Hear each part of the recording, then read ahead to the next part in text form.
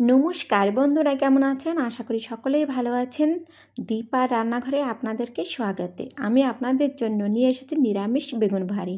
নিরামিষ বেগুন ভাজিটা তো আপনারা সকলেই বাড়িতে কম বেশি বানিয়ে খান। আমি যেভাবে বানিয়েছি আপনারা একবারের জন্য এইভাবে একবার নিরামিষ বেগুন ভাজিটা নিরামিষ দিনে বানিয়ে খাবেন। আমি আপনাদেরকে গ্যারান্টি দিয়ে বলতে পারি যে এই নিরামিষটা আপনার খুবই পছন্দ হবে। আপনারা একবার খেলে আপনাদের বারবার এই নিরামিষ বেগুন ভাজিটা খেতে মন চাবে। চলুন তাহলে বানানো শুরু করি। বেগুন ভাজিটা বানানোর জন্য এখানে আমি একটা বেগুন নিয়েছি। বেগুনটাকে ভালো করে পরিষ্কার জল দিয়ে ধুয়ে নিয়েছি। ধুয়ে তারপরে লম্বা লম্বা এইভাবে পিস করে কেটে নিয়েছি। দেখুন আমি লম্বা লম্বা পিস করে কেটে একটা থালাতে নিয়ে নিয়েছি। এখন এর ভিতরে এক এক করে মশলাগুলো দিয়ে দেব। প্রথমে আমি দিয়ে দিয়েছি 1 চামচ লবণ। লবণটাকে ভালো করে দিয়ে দিয়েছি। এখন এর ভিতরে 1 চামচ হলদি পাউডার দিয়ে দিয়েছি। হলদি পাউডারটা দেওয়া হয়ে গেছে। এখন আমি কাশ্মীরি লাল লঙ্কা পাউডার দিয়ে দিয়েছি। মশলাগুলো আমার দেওয়া হয়ে গেছে। এখন হাত দিয়ে ভালো করে আস্তে আস্তে করে বেগুনটার গায়ে আমি সুন্দর করে মশলাগুলো লাগিয়ে নেব। এইভাবে আমি সুন্দর করে আস্তে আস্তে করে লাগিয়ে নিয়েছি। লাগানো আমার হয়ে গেছে। এখন এই বেগুনটাকে আমি পুরো 5 মিনিটের জন্য এইভাবে রেস্টে রেখে দেবো, যাতে লবণটা ভিতরে ঢুকে যায় আর ঝালটাও। চলুন তাহলে একটা মশলা রেডি করি। মশলাটা রেডি করার জন্য প্রথমে একটা বাটিতে জল দিয়ে দিয়েছি। 1 চামচ ধনিয়া পাউডার, 1 চামচ জিরে পাউডার, 1 চামচ কাশ্মীরি লাল লঙ্কা পাউডার, 1 চামচ হলদি পাউডার দিয়ে ভালো করে চামচ দিয়ে গুলিয়ে নেব। গুলিয়ে একটা ব্যাটার তৈরি করে নিয়েছি। মশলাটা এক সাইডে রেখে দিয়েছি। আর একটা মশলা রেডি করব। একটা মিক্সারের ছোটো সাইজের বাটিতে জল, 1 চামচ পোস্ত আর কাজু দিয়ে পেস্ট বানিয়ে নিও। আপনাদের কাছে কাজু না থাকলে আপনারা বাদামও ব্যবহার করতে পারেন। পেস্টটা রেডি হয়ে গেছে। আর এদিকে আমার 5 মিনিট বেগুনটা রেস্ট হয়ে গেছে।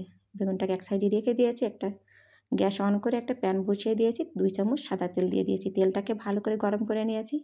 তারপরে মশলা মাখানো বেগুনগুলো দিয়ে দিয়েছি। বেগুনটা দেওয়া হয়ে গেছে। বেগুনটাকে ভালো করে নাড়াচাড়া করে নিয়েছি। এখানে গ্যাসের ফ্লেমটা লো রাখবেন। লো ফ্লেমেই বেগুনটাকে ভেজে নেবেন, যাতে বেগুনটা ভিতরে কোনো কাঁচা না থাকে। এইভাবে নাড়াচাড়া করে সুন্দর করে আমি লাল লাল করে ভেজে নেব।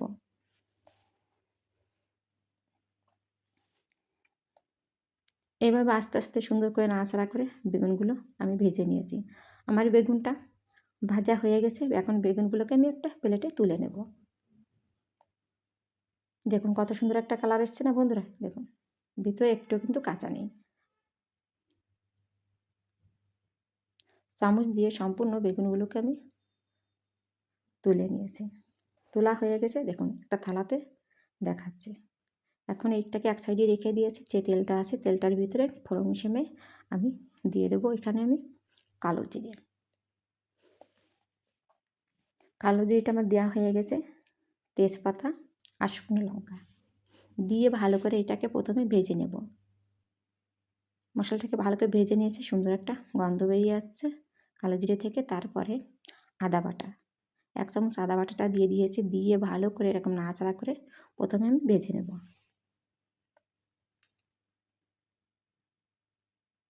সুন্দর করে ভেজে নিয়েছি। ভাজা হয়ে গেছে। এখন যে মশলাটা আমি বানিয়ে রেখেছিলাম বাটিতে, সেই মশলাটা দিয়ে দিয়েছি।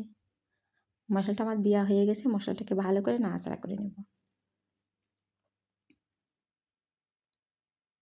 নাড়াচাড়া করে সুন্দর করে আমি কষিয়ে নেব। দেখুন কষানো হয়ে গেছে। মশলা থেকে সুন্দর একটা কালার এসে গেছে। এখন এর ভিতরে আমি বাকি মশলাগুলো দিয়ে দেব। লবণ অবশ্যই স্বাদ অনুযায়ী দেবেন। হলদি পাউডার 1 চামচ, কাশ্মীরি লঙ্কা পাউডার আরও আধা চামচ দিয়ে দিয়েছি। দিয়ে ভালো করে নাড়াচাড়া করে মশলার সঙ্গে মিশিয়ে নিয়েছি। মিশানো হয়ে গেছে। একটা টমেটো বেটে রেখেছিলাম। টমেটো বাটাটা দিয়ে ভালো করে নাড়াচাড়া করে মিশিয়ে নিয়েছি। এখন বাটিটা ধুয়ে আধা বাটি জল দিয়ে দিয়েছি। এইটাই, আর দেবেন না। এখানে আমি আধা বাটি জলই ব্যবহার করেছি। দিয়ে ভালো করে নাড়াচাড়া করে নিয়েছি। এখন জালটা আসার অপেক্ষায়।